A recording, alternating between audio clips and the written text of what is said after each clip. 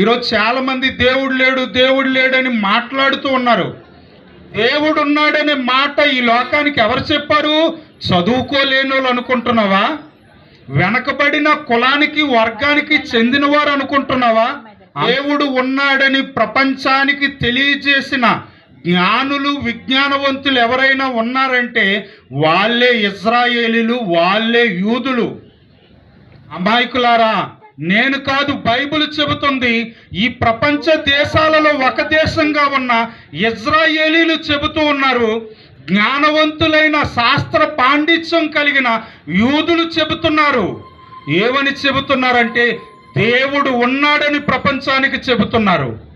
ఆ దేవుణ్ణి నమ్మండి, ఆ దేవుడే సృష్టికర్త, ఆ దేవుడే ఈ సృష్టిని చేశాడని ప్రపంచానికి చెప్పారు. ఆ యూదులలో ఒకరైన వారే మన రక్షకుడు, మన దేవుడైన యేసు ప్రభు. ప్రపంచానికి దేవుడును ప్రకటించింది యూదులే. ప్రపంచానికి సృష్టికర్త ఉన్నాడని చెప్పింది యూదులే. ప్రపంచానికి అనేకమైన ఆవిష్కరణలను తీసుకొచ్చింది యూదులే. బైబిల్ గొప్పదేనంటారా? బైబిల్ సత్యవేదం అంటారా?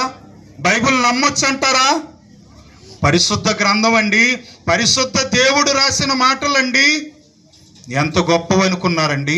యేసు బోధలు ప్రపంచానికి అవసరం కాబట్టి లోకం అంతటికి చెబుతూ ఉన్నాను.